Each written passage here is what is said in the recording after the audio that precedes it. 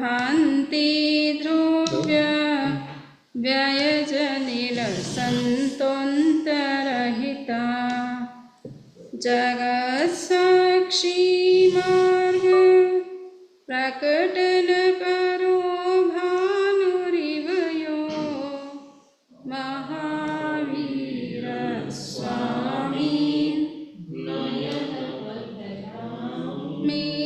भवतु में। परम पूज्य गुरुदेव के चरणों में सभक्ति नमन। आदरणीय सभी जी, उपस्थित भाइयों बहनों,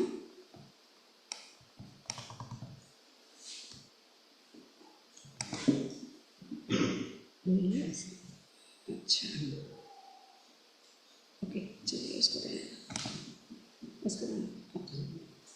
बच्चों की क्लास में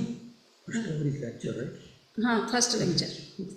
अब बच्चों को वो बुला देना, लोग बस इतने राजा जाएगा।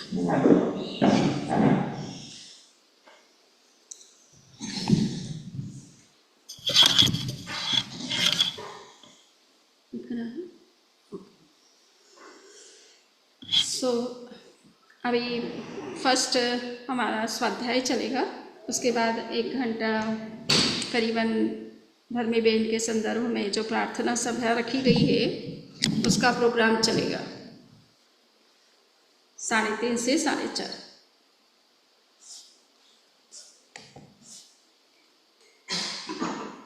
हम आत्मसिद्धि शास्त्र के संदर्भ में कुछ चर्चाएं कर रहे हैं और हमने 5वां जो पद है आत्मसिद्धि शास्त्र में, उसके बारे में हमने चर्चा शुरू की है।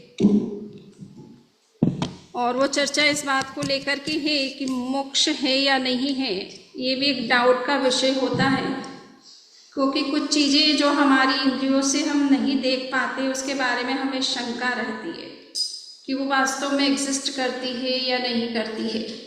कुछ लोग स्वर्ग को नहीं मानते, नरक को नहीं मानते, वो कहते कि यही जीवन, इसी जीवन में जो कुछ हमें मिल रहा वही स्वर्ग वही नरक, इसके अलावा स्वर्ग नरक कुछ नहीं है। तो ऐसे इस नास्तिक संसार में कम नहीं है जो कि खाओ पियो मौज करो की संस्कृति में विश्वास करते, जिसको चारवाक की संस्कृति बोलते हैं। ठीक है, वर्तमान व्यक्ति जो है आम व्यक्ति जो होता है वो मोस्टली इस भाषा में सोचता है कि खाओ पियो मौज करो, भगवान ने दिया है तो फिर क्यों पीछे रहना, है ना। दुनिया सब जिस तरह से चल रही है, हम कौन से अलग चल रहे, हमको भी डिफरेंट क्यों चलना चाहिए, वैसे ही फ्लो करना चाहिए जैसे दुनिया चल रही है। तो वो दुनिया के प्रवाह को देखते हैं, आम व्यक्ति सब और आसपास के व्यक्ति जो कुछ कर रहे हैं वही उसी ट्रेंड में वो भी बहने लग जाते हैं। तो ये इसको कहते हैं एक प्रकार से 10 तरह की संज्ञाएं आगमों में बताई गई है। उसमें आहार संज्ञा, भय संज्ञा, मैथुन संज्ञा, परिग्रह संज्ञा, क्रोध, मान, माया, लोभ, लोक और ओघ संज्ञा होती है। लास्ट की जो 10वीं संज्ञा है उसका नाम है ओघ। ओघ का मतलब होता है कलेक्टिव कॉन्शियसनेस। इन्हें समूह में, भीड़ में चलने की एक मानसिकता होती है। अकेले चलना चैलेंजिंग होता है ना। सब चल रहे हैं, उस तरफ बहते हो तब तो कोई बात नहीं, आपकी तरफ कोई इशारा नहीं करता, कोई आपकी तरफ ध्यान नहीं देता है। किंतु आप जब लाइन से हट करके, लिंक से हट करके अलग चलने की कोशिश करते हैं तो कई प्रश्न खड़े हो जाते हैं, कई चैलेंजेस आते हैं आपके सामने। इसलिए ये बहुत कठिन है कि प्रवाह से विपरीत दिशा में चलना। दशवैकालिक नाम का एक आगम है जिसमें इस बात को कहा गया है कि ज़्यादातर लोग जो है प्रवाह की दिशा में बहते हैं। जिस तरफ नदी का फ्लो हो रहा है उस तरफ जाना इजी है, किंतु नदी के फ्लो के विपरीत ऑपोजिट डायरेक्शन में जाना बहुत ही कठिन काम होता है। और ये हर कोई नहीं कर सकता है। जिसमें साहस होता है, जो चुनौतियों को झेल सकता है, संघर्षों को झेल सकता है और कुछ करने का अंदर में मादा रखता है, यानी जुनून रखता है, वो व्यक्ति ही कुछ विशेष काम कर पाता है। बाकी आम व्यक्ति प्रवाह में बहते हैं जिस तरह से दुनिया चल रही है, जिस तरह से समाज चल रहा है, या जिस देश में, जिस संस्कृति के बीच में आप रहते हो, उसको फॉलो करना शुरू कर देते हैं। तो अपनी संस्कृति कभी कभी अच्छी है, उत्तम संस्कृति है, हम उसको छोड़ करके गलत संस्कृति को अपनाने लगते हैं, क्योंकि हमारे आसपास वाले लोग सब वैसा ही करते हैं, तो हमें भी लगता है कि हम अलग क्यों, हम भी उसके साथ में क्यों नहीं बहते हैं। तो ऐसे विचारधारा जो रखने वाले लोगों के लिए ये एक प्रश्न होता है कि स्वर्ग है कि नहीं, नरक है कि नहीं, मोक्ष है कि नहीं, कर्म है कि नहीं, कर्मफल है कि नहीं, आत्मा है कि नहीं। ये ऐसे विषय हैं जो कि आपको डायरेक्ट दिखते नहीं हैं, आंखों से नहीं दिखते हैं, कानों से शास्त्र के माध्यम से सुन जरूर सकते हैं और जान सकते हैं, किंतु इन चीज़ों को देखना आपके लिए बस की बात नहीं है। ये एब्स्ट्रैक्ट रियलिटीज़ होती है, नॉन मटेरियल या बहुत ही सटल रियलिटीज़ होती है, माइक्रो लेवल की जो रियलिटीज़ होती है उससे भी ये माइक्रो लेवल पर होती है। इसलिए ऐसी चीज़ों को देखना हमारे आम व्यक्ति के लिए संभव नहीं होता है, उसकी सेंसेस से बियॉन्ड की नॉलेज की चीज़ें होती हैं। और इसीलिए कहा जाता है कि कभी कभी कि धर्म श्रद्धा का विषय होता है। धर्म में अगर आप तर्क करोगे तो वो चीज़ें आपको समझ में आना मुश्किल होगा, इसलिए क्योंकि ये चीज़ें आपको दिखाई नहीं देती जिसके बारे में धर्म चर्चा करता है। तो इसलिए धर्म के जो भी विषय होते हैं मोस्टली वो ऐसे विषय होते हैं जो कि एब्स्ट्रैक्ट होते हैं, जिनको डायरेक्ट आप परसीव नहीं कर सकते हो। जिन्होंने उस साधना की उस ऊंचाई पर जाकर के उन सत्यों का साक्षात्कार किया है, वही उस सत्य को जान भी सकता है और कह भी सकता है, समझा भी सकता है। पर आप उस भूमिका पर जब नहीं हो तो आपको ये लगता है कि ये सत्य है या नहीं है, तो ये शंका का विषय बन जाता है। तो यहाँ पर हमने पिछली चर्चा में देखा था कि शंकाकारी प्रश्न करता है कि मोक्ष है या नहीं है, किसने देखा, पहली बात। दूसरा ये है कि हमने अनंत काल से कई बार धर्म का श्रवण किया है, उसका पालन भी किया है, और अब तक अगर हम मोक्ष नहीं जग गए तो आगे क्या चले जाएंगे। अनंत काल में हमारे प्रयासों से अब तक हमारी अगर मुक्ति नहीं हुई है तो आगे कैसे हो जाएगी। तो ये भी एक प्रश्न है उनका। तो श्रीमद् राजचंद्र ने जवाब दिया कि भाई कर्मों से मुक्ति तब संभव होती है जब हम कर्म को करना बंद कर देते हैं।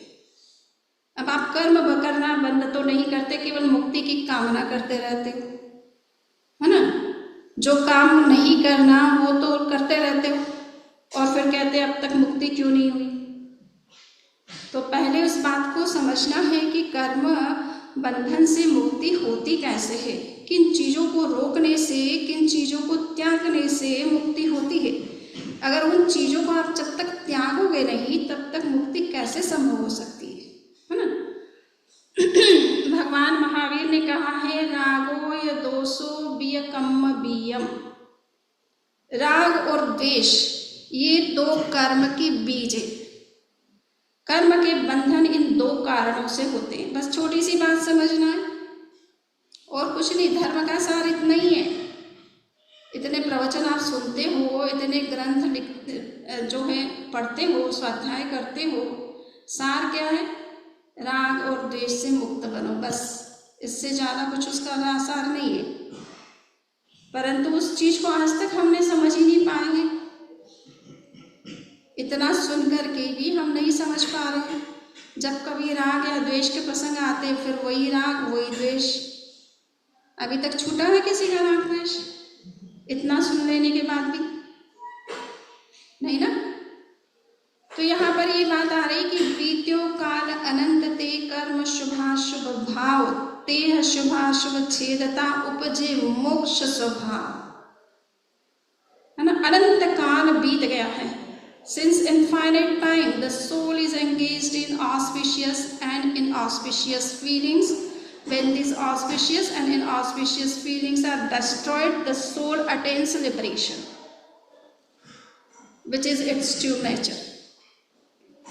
अनंत काल बीत चुका है और अनंत काल से हम या तो शुभ प्रवृत्ति करते हैं या अशुभ प्रवृत्ति करते हैं, किंतु प्रवृत्ति का त्याग नहीं करते हैं।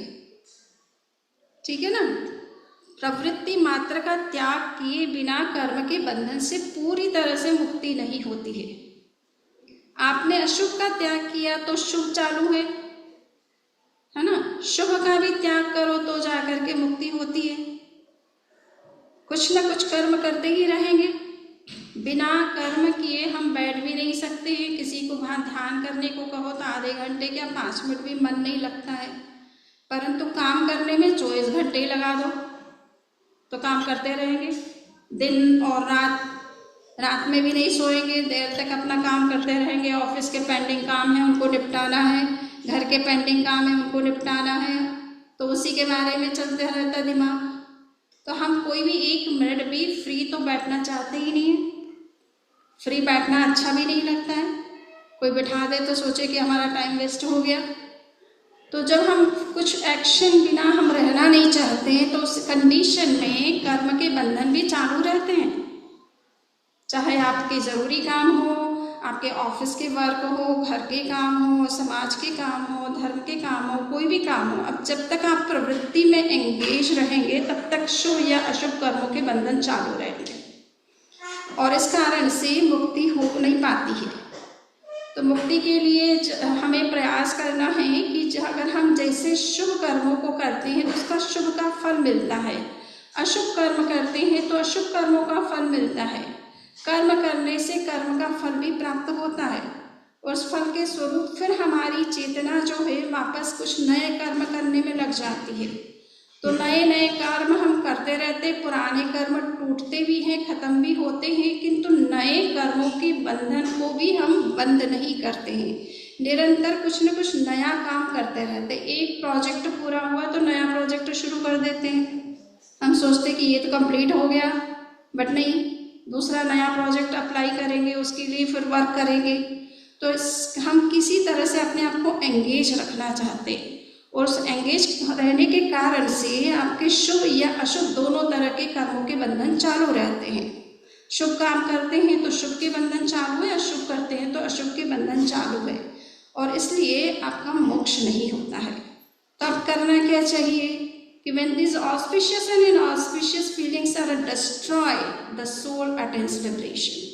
जब आप इस शुभ और अशुभ काम करने का या अंदर में जो राग और द्वेष होता है, यहाँ पर बोल समझना है कि राग और द्वेष, हमने अभी पिछली बार 1 महीने पहले जो कैंप किया उस कैंप में एक बात जो हमें आचार्य श्री महाप्रज्ञ जी के साहित्य जैसे समझने में मिली उसका ये है कि भाई हम कर्म के बंधन से तो बचना चाहते हैं, किंतु कर्म बंधन जिस कारण से हो रहा है उस कारण पर कभी विचार नहीं करते हैं, उसको एलिमिनेट करने की कोशिश नहीं करते हैं। राग और द्वेष के कारण से कर्म के बंधन होते हैं, उस राग द्वेष के ऊपर वर्क नहीं करते हैं, केवल हम ऊपर से त्याग करते रहते हैं कि मैं किसी को कुछ ऐसा नहीं कहूँगा, किसी के साथ गलत व्यवहार नहीं करूँगा। ये तो करना अच्छी बात है, ये संकल्प भी बहुत अच्छी बात है, किंतु साथ साथ में अंदर का हमारा राग द्वेष कितना कम हो रहा है इसके ऊपर हम वर्क नहीं करते हैं। तो वो भी अंदर से वर्क करता रहता है, समय समय पर वो भी अपना काम करता है और उसके कारण से बंधन चालू रहते हैं। तो ज़रूरत क्या है कि हमें सबसे पहले इस बात पर ज़्यादा विचार करने की ज़रूरत है कि हमारे अंदर जो कर्म बंधन का मूल कारण है वो है राग द्वेष। उससे मुक्ति कितनी हो रही है इस पर हम जितना वर्क करेंगे उतना ही कर्म के बंधन से भी बचेंगे और मुक्ति भी हमारे नज़दीक होती चली जाएगी। किंतु हम प्रयास तो ये सब कुछ सोचते तो हैं कि ऐसा होना चाहिए, बट उस चीज़ पर हमारा अटेंशन लंबे समय तक नहीं रहता है और हम बार बार इस बात को भूल जाते हैं। इसीलिए ज़रूरत होती है बार बार प्रवचन सुने, बार बार स्वाध्याय करें, ताकि हमारे अंदर ये संकल्प पुष्ट होता रहे कि राग द्वेष से मुक्त बनना है।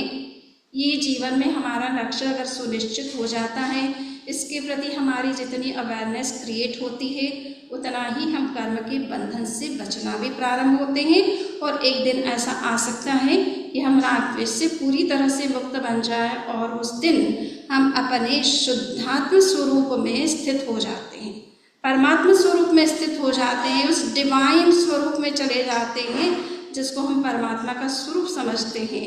तीर्थंकर परमात्मा हो चाहे सिद्ध परमात्मा हो, उनका जो स्वरूप है उस स्वरूप का अनुभव हम स्वयं करने लग जाते हैं, उसमें स्वयं हम पहुंच जाते हैं। तो ये मूल बात समझना है कि ये एलिमिनेशन ऑफ इम्प्योर फीलिंग्स, यहाँ तो इम्प्योर फीलिंग्स की बात कही है, राग और द्वेष की मुक्ति की बात कही है, किंतु साथ साथ में हमें ये देखना है कि हम कितना कर्म से भी प्रवृत्ति को भी कितना लिमिट कर सकते हैं, है ना। हम अच्छे, हमारे अंदर फीलिंग्स बहुत अच्छी है, सबके प्रति विचार अच्छे हैं, पॉजिटिव है, सब कुछ सही है, किंतु हम प्रवृत्ति से पूरी तरह से निकलना नहीं चाहते हैं। तो जब तक प्रवृत्ति लाइफ में चलेगी तब तक बंधन भी चालू रहेगा। बंधन के कितने कारण माने गए हैं? बंधन के, कर्म बंधन के कितने कारण हैं? 5 आश्रम, है ना। तो 5 आश्रम बंधन के मूल कारण माने गए। उसमें पहला आश्रम क्या है? मिथ्यात्व। तत्व के प्रति, सत्य के प्रति आपकी दृष्टि जितनी स्पष्ट होगी उतना सत्य आपके जीवन में अवतरित होगा। अगर आपने सत्य को, तत्व को समझा नहीं है तो आपका रास्ता पता नहीं कितना सही है कितना गलत है। आप जो भी आचरण कर रहे हो कितना सही है कितना गलत है ये आप जज नहीं कर पाओगे। इसलिए तत्व को सबसे पहले समझना जरूरी है, सत्य को जानना पहले जरूरी है ना। सत्य क्या है, तत्व क्या है, आत्मा का स्वरूप क्या है, कर्म बंधन का कारण क्या है, कर्म मुक्ति का उपाय क्या है, ये चीज़ों को अच्छी तरह से समझिए। समझने से आपकी दृष्टि स्पष्ट हो जाती है, आपका आचरण, आपका कंडक्ट भी उस हिसाब से सही होता है। किंतु अगर तत्व को समझे बिना आंखों को बंद करके हम रास्ते पर चल तो बने रहे हैं, परंतु पता नहीं कब गलत रास्ते पर निकल जाए, है ना। आंखों पर कोई पट्टी बांध करके कोशिश कर सकता है कि हम रास्ते पर चलें, परंतु हर किसी के पास में उतनी दृष्टि भी नहीं होती है कि वो गलत रास्ता ना चुने। गलत रास्ता चुनने की भी संभावना हमेशा बनी रहती है। इसलिए तत्व को और सत्य को समझना बहुत जरूरी है। जैन धर्म में इसीलिए तत्व ज्ञान पर बहुत बल दिया गया है कि जीवन को अगर सही से समझना है तो जीवन के तत्वों को समझो, जीवन कैसे चलता है, उसके क्या रूल्स हैं, क्या रेगुलेशंस हैं, उनको अच्छी तरह से समझोगे तो जीवन को सही दिशा में आप चला सकोगे। सो ये तत्व ज्ञान होना भी बहुत ज़रूरी है। तो मिथ्यात्व सबसे बड़ा कारण है, मिथ्यात्व सबसे बड़ा कारण है। जो तत्व को समझे बिना रास्ते को अपनाते हैं वो कभी भी भटक सकते हैं, और भटक ना भी भटके तो रास्ता उनको पता नहीं कि कहाँ तक, कितनी दूर तक है और कितना उसको चलना है ये भी नहीं पता रहेगा। तो इसलिए तत्व दृष्टि हमारी स्पष्ट होनी चाहिए, हमारे अंदर आँख होनी चाहिए कि हम क्या कर रहे हैं, क्यों कर रहे हैं और किस तरह से करना हमें चाहिए। दूसरा कारण जो माना गया है अव्रत। अव्रत यानी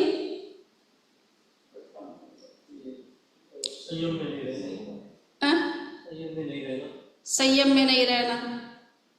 अव्रत का मतलब होता है कि आपके अंदर जो मटेरियल क्रेविंग्स हैं, डिजायर्स हैं, उनको कंट्रोल करना, ठीक है ना, उसी का नाम संयम है, ठीक है।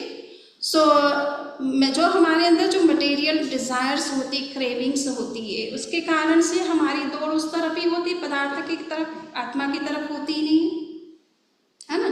हमें पैसा चाहिए, पोजीशन चाहिए, पावर चाहिए, रिसोर्सेज चाहिए, वर्ल्ड पावर बनने का चक्कर है।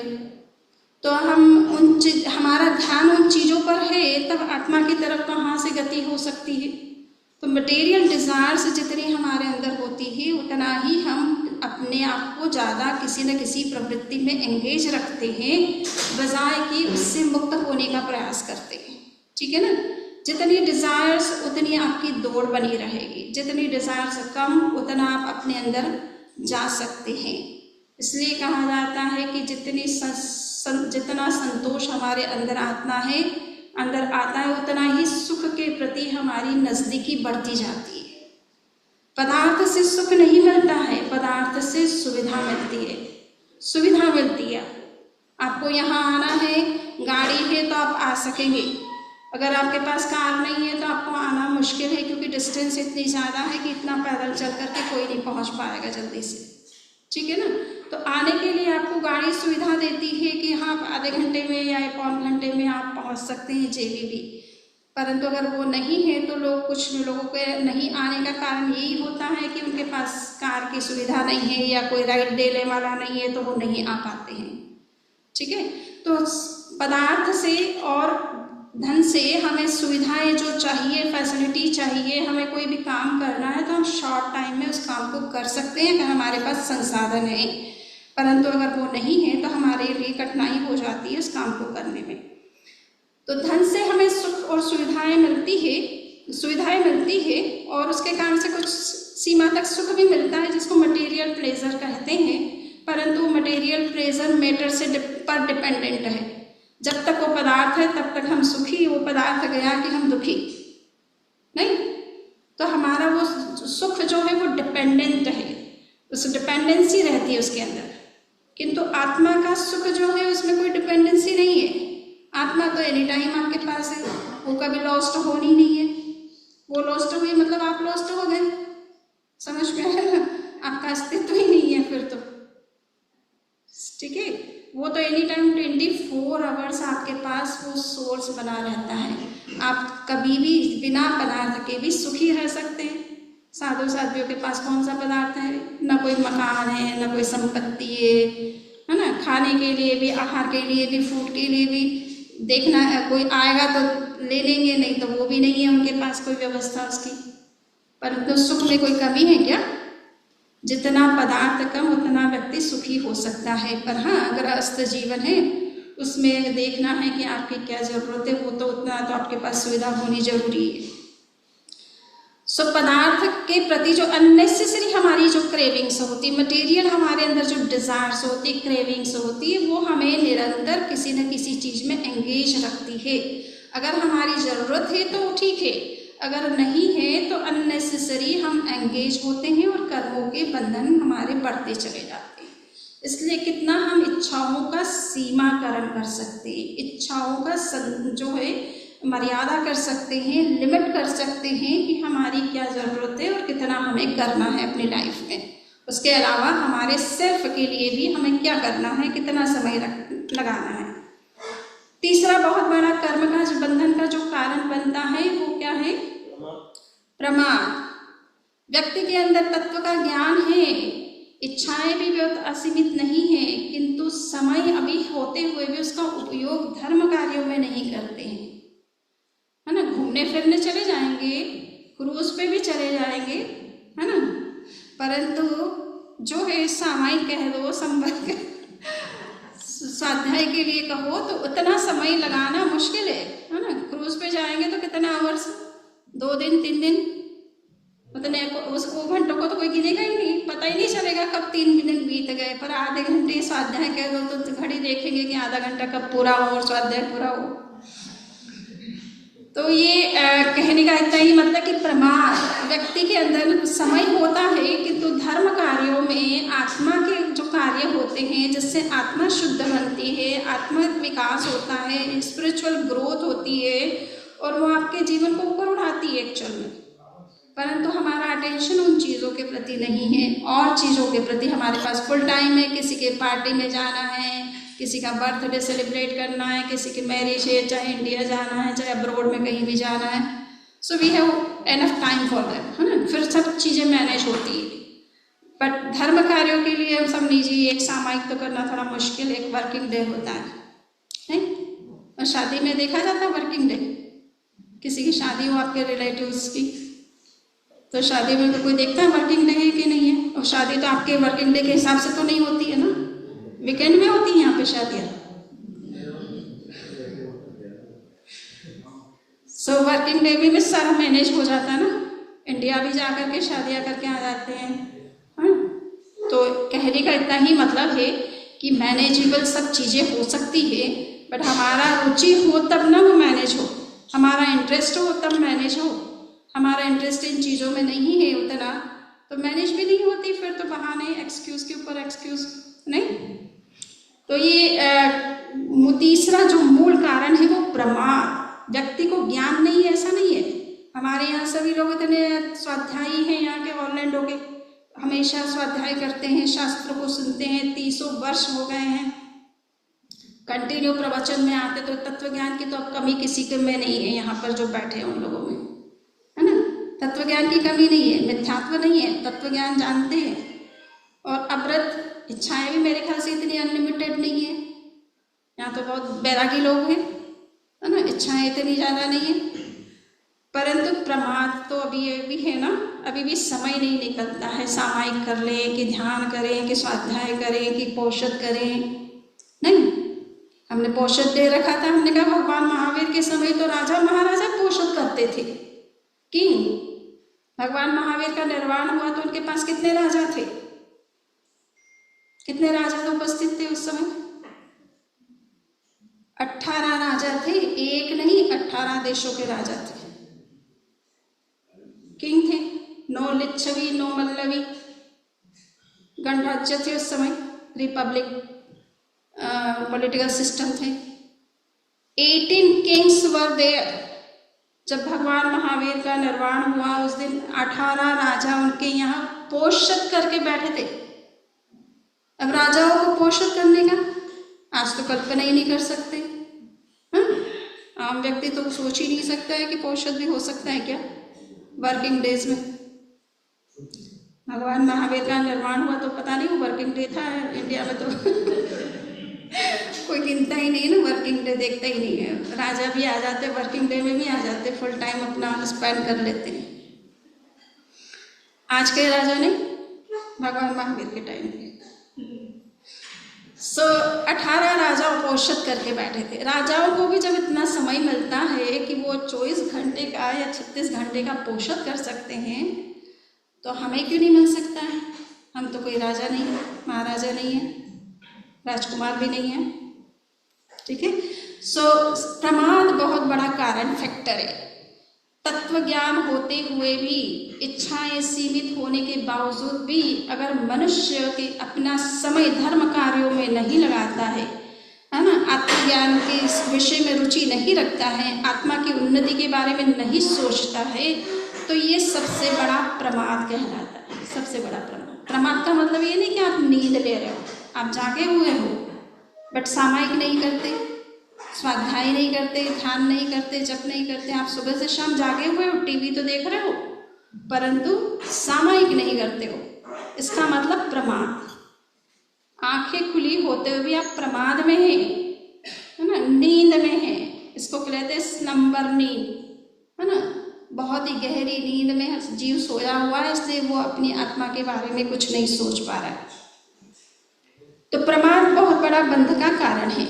और नेक्स्ट जो है कषाय, प्रमाद भी नहीं है, परंतु क्रोध मान माया और लोभ, इस पर विजय नहीं है हमारी। तो बाकी सब सामायिक करते हैं, स्वाध्याय करते हैं, जप भी करते हैं, सब कुछ करते हैं, पर तो गुस्सा भी आता है साथ में, क्रोध भी आता है ना। आज ही एक व्यक्ति से बात कर रहे थे, वो कहते हैं कि जब मेरी इच्छा के अनुसार कोई काम नहीं होता मुझे गुस्सा आ जाता है, मैं कुछ कहता हूँ और वो काम थोड़ी देर हो जाती है तो गुस्सा आ जाता है। तो सामायिक के टाइम तो सामायिक करते हैं, बिल्कुल स्वाध्याय भी करते हैं, सब कुछ करते हैं, किंतु क्रोध पर विजय नहीं हुई अभी तक, अहंकार पर विजय नहीं हुई है, माया पर विजय नहीं की है, लोभ अभी कम नहीं हुआ है। तो ऐसी स्थिति में जीव को नए कर्म के बंधन चालू रहते हैं। 3 फैक्टर आपके बिल्कुल ठीक है, परंतु चौथे में कमी है तो भी कर्म के बंधन चालू है। और 5वां कारण क्या है? योग। योग का मतलब ध्यान, योग का मतलब मन वचन काय की प्रवृत्ति। आज वर्तमान में योग शब्द का अर्थ हो गया ध्यान, ठीक है, किंतु ये भगवान महावीर के समय के युग में योग शब्द का अर्थ था मन वचन काय की प्रवृत्ति, ठीक है। तो जितनी प्रवृत्ति आप करोगे उतने कर्म के बंधन चालू रहेंगे। आप किसी का कुछ नुकसान नहीं कर रहे हो, आप अपना ही काम कर रहे हो, अपना चाहे बिजनेस ही फ्लरिश कर रहे हो, स्प्रेड कर रहे हो, आप एक जगह ऑफिस से 10 जगह ऑफिस सेटअप कर रहे हो, बहुत अधिक अर्निंग हो रही है, अच्छी बात है, आपके पास टैलेंट है, आपके पास रिसोर्सेज है, आपकी ताकत है, इस तरह की आपके कॉन्टेक्ट से आप इस तरह का काम कर सकते हो, बट वो कोई बात नहीं। बट आपकी अगर ज़रूरत है तो ठीक है, आप किसी मानवता का कल्याण कर रहे हो और इसलिए अर्निंग का सदुपयोग कर रहे हो तो बहुत अच्छी बात है, किंतु केवल धन जमा करके अपने ही पर्सनल लाभ के लिए ही यूज़ कर रहे हो और किसी का कुछ कल्याण कुछ नहीं करते हो, रतन टाटा की तरह काम नहीं करते हो, तो धन इकट्ठा किया भी तो उसको पीछे छोड़ करके जाओगे, फालतू कर्म के बंधन भी किए और उसका धन का कोई उपयोग भी विशेष नहीं किया आपने। कुछ अच्छे काम करो तो अच्छी बात है, मनी का सदुपयोग करें तो। किंतु जितनी प्रवृत्ति करोगे, जितना प्रवृत्ति में एंगेज रहोगे, उतने कर्म के बंधन भी चालू रहने वाले हैं।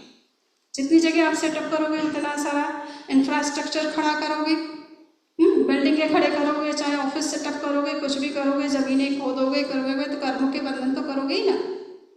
तो इसलिए जितना ज़रूरत है उतना करो। ले जाना तो है नहीं धन को कि ले जाना है साथ में, नहीं, ज़रूरत के हिसाब से करना है, बट बिना ज़रूरत करोगे तो ले जाओगे तो नहीं ना साथ में, यहीं रख के जाओगे। अब एक व्यक्ति थे, उनको था कि धन वो इकट्ठा बहुत करना चाहिए, और क्यों करना चाहिए भाई, धन इकट्ठा करें तो मौज मस्ती, अपनी जितनी सुविधाएं अपन सब कुछ पा सकते हैं, दूसरों से तो हम ये सब चीज़ें हमको मिलेगी नहीं, हमें खुद को करना पड़ेगा। तो बहुत धन इकट्ठा हो गया। अब जितना धन इकट्ठा हो गया उतना कभी कभी मोह बढ़ जाता है ना। जहाँ लाहो तहाँ लोहो, लोहो सब विनाशनो। भगवान महावीर ने कहा कि व्यक्ति को जैसे जैसे पदार्थ या धन या सुख सुविधाएं मिलती है उतना उतना उसके प्रति अंदर में फिर लोभ जागृत होने लगता है। पहले तो आवश्यकता होती है इसलिए वो कमाना शुरू करता है, किंतु जब बेनिफिट होने लगता है, प्रॉफिट होने लगता है, अर्निंग होने लगती, बढ़ने लगती है, तो उसका मोह और बढ़ जाता है, लोभ बढ़ जाता है। और लोभ जब बढ़ जाता है तो लोभ सर्व विनाशक होता है। लोभ से व्यक्ति अपनी हानि भी करता है, दूसरों की भी हानि कर सकता है। सो लोभ नहीं बढ़ना चाहिए, ग्रीड नहीं होना चाहिए। नीड की पूर्ति करना ठीक है, ये आपकी ज़रूरत है, पर ग्रीड नहीं होना चाहिए कि सब कुछ मेरे हाथ में ही होना चाहिए। दूसरे उससे वंचित हो जाते हैं। एक व्यक्ति ज़्यादा इकट्ठा करता है तो दूसरे उससे वंचित हो जाते हैं।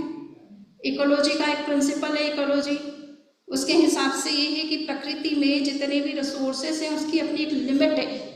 अगर एक व्यक्ति उस पर ज़्यादा अधिकार कर लेता है, सीमा से ज़्यादा, तो दूसरे लोगों को वंचित रहना पड़ता है उससे, क्योंकि ज़मीन तो जितनी है उतनी ही है।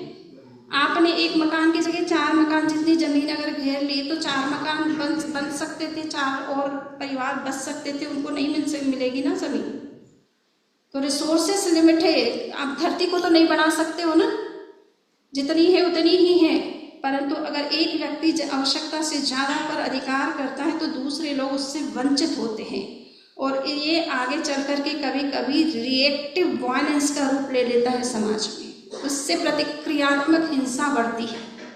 तो उस हिंसा से बचने के लिए भी हमें इस बात पर ध्यान देना जरूरी है कि हमारी जितनी आवश्यकता है उतना ही हम संसाधन रखें। उससे अतिरिक्त अगर है तो हम उसको किस तरह से दूसरों की हेल्प करने में सहयोग कर सकते हैं, परंतु अननेसेसरी चीज़ों पर अपना अधिकार न करें। यही है इच्छा परिमाण, व्रत, अपरिग्रह गृहस्थ के केस में। तो कर्म के बंध के कारण जो हमने देखे कि योग कर्म बंध का कारण है। कोई व्यक्ति किसी का नुकसान नहीं कर रहा है, किंतु अगर वो प्रवृत्ति में ज़्यादा एंगेज है, दिन भर कुछ न कुछ करता है, रात दिन, सोने का भी पता नहीं, जागने का भी पता नहीं, खाने का भी पता नहीं, और फिर वो प्रॉब्लम्स होती रहती है, हेल्थ इश्यूज होते रहते हैं। नींद प्रॉपर टाइम पर अगर हम नहीं लेते हैं तो उससे एंग्जाइटी बढ़ जाती है, ठीक है ना। नींद को डॉक्टर स्वयं कहते हैं कि स्लीप इज़ ए मेडिसिन। आप समय पर सोए, ये बहुत ज़रूरी है। हेल्थ के बहुत सारे इश्यूज जो हैं वो स्लीप टाइम पर नहीं लेने से होते हैं। बॉडी के अंदर जो क्लीनिंग प्रोसेस होती है वो साउंड स्लीप लेने पर होती है। आपका दिमाग अगर जागा हुआ है तो बॉडी के अंदर जो क्लीनिंग प्रोसेस होनी चाहिए वो अगर नहीं होती, किडनीज की सफाई जिस समय होनी चाहिए उस समय नहीं हो रही, तो फिर किडनी की प्रॉब्लम्स होगी चल करके आगे, ठीक है ना। तो हमारे बॉडी जो है जब हम साउंड स्लीप में होते हैं तब ये क्लीनिंग का काम करती है। और अगर आप समय पर नहीं सो रहे हैं तो आपके अंदर की सिस्टम जो है धीरे धीरे डिटेरियोरेट होने लगते हैं या टॉक्सिन्स उसमें जमा होते हैं, तो उससे आगे जाकर के हेल्थ इश्यूज बनते हैं। इसलिए नींद को ये ना समझो कि टाइम का वेस्टेज है। आपका काम इतना इम्पॉर्टेंट है कि आप सो नहीं रहे हो समय पर, तो अगर नहीं सो रहे हो तो उससे मस्तिष्क को आप अननेसेसरी उस पर लोड ले रहे हो, आगे चल करके वही हार्ट फेलियर का कारण बन जाता है। हर समय में डेथ होने का कारण क्या होता है? या तो रॉन्ग खाना या फिर रॉन्ग लाइफ स्टाइल। ठीक है, सो इन चीज़ों पर अगर हम ध्यान नहीं देते हैं तो ये हमारे हेल्थ इश्यूज के कारण बन जाते हैं और असमय में व्यक्ति चला जाता है। तो हमें ये सोचना है कि हम किस तरह से प्रवृत्ति की भी सीमा करें कि नाइट में हमको कोई काम नहीं करना, हमको केवल रेस्ट करना है। ज़्यादा अगर तुम्हारे पास समय है और नींद नहीं आ रही तो धर्म क्रिया करो, हाँ, परंतु ये दूसरे कामों से आपके माइंड पर प्रेशर होता है और एक तरह से वर्कलोड उसका बढ़ता है। सो देहादिक संयोगनो आत्यंतिक वियोग सिद्ध मोक्ष शाश्वत पदे निज अनंत सुख भोग। So with the ultimate dissociation from the body and other associations, the soul attains the permanent state of liberation, where it reveals its own infinite bliss. ठीक है ना? ये शरीर के साथ हमारा, कर्मों के साथ या संसार के अन्य पदार्थों के साथ हमारा जो संबंध जब तक टूटता नहीं है तब तक मुक्ति नहीं हो सकती। मोह तो धन से है और इच्छा मोक्ष की, ये कैसे हो सकता है? मोह तो धन से है और इच्छा मोक्ष की। मोक्ष का मतलब ही क्या होता है? मुक्त होना। और आप धन से तो मुक्त हो नहीं, मोक्ष पाने की बात सोचते हो, तो ये दोनों कंट्राडिक्टरी है ना? दे आर सेल्फ कंट्राडिक्टरी, है ना, सेल्फ कैंसलिंग। ये दोनों एक दूसरे के कैंसिल करने वाले। मोक्ष वहां नहीं हो सकता जहाँ धन के प्रति मोह है, संबंधों के प्रति मोह है, पदार्थ के प्रति मोह है। जब तक मोह विद्यमान है मोक्ष नहीं हो सकता। मोक्ष का मतलब मोह क्षय इति मोक्ष। मोह का जहाँ अंत होता है तब मोक्ष होता है। अब मोह तो पदार्थ के प्रति पूरा है और मोक्ष की चाह भी है, तो दोनों कैसे पूरी हो सकती है? या तो एक इधर में या कोई एक रास्ता चुनना होगा, है ना? हमें डिसीजन लेना होगा कि हमें वास्तव में चाहिए क्या, धन चाहिए या धर्म चाहिए, हाँ? मनी चाहिए या मोक्ष चाहिए, संबंध चाहिए या अपनी आत्मा को चाहते हो? तो अपना डिसीजन खुद करना ज़रूरी है, तभी जाकर के हमारा मार्ग प्रशस्त हो सकता है। तो इसी के साथ आज का ये स्वाध्याय संपन्न करते हैं कि मोक्ष की प्राप्ति हो सकती है जब तक हम ये प्रयास नहीं करते हैं कि इन चीज़ों से, बाह्य चीज़ों से हमारा जो आकर्षण है, उसके प्रति जो हमारा राग है या अन्य चीज़ों के प्रति हमारा जो द्वेष है, वो जब तक हम खत्म नहीं करते हैं तब तक इस मोक्ष पद की प्राप्ति नहीं हो सकती है। और अगर मोक्ष के हम इन सब चीज़ों से आत्यंतिक रूप से जब मुक्त हो जाते हैं, आत्यंतिक का मतलब क्या होता है? परमानेंटली। ठीक है, टेम्परेरी तो डेथ के बाद में व्यक्ति मुक्त हो ही जाता है। किसी की डेथ हो गई, धर्मबेन हमारे बीच से चले गए, तब उनका इस परिवार के साथ जो भी संबंध था वो संबंध अपने आप खत्म हो गया। धन संपत्ति के प्रति उनके बेनाम से जो भी बैंक बैलेंस था वो सारा उन सब वो तो साथ में गया नहीं, उसके साथ अपने आप डिसोसिएशन हो गया, है ना? तो मृत्यु के बाद एक बार के लिए वो डिसोसिएशन तो हो जाता, परंतु वो टेम्परेरी है।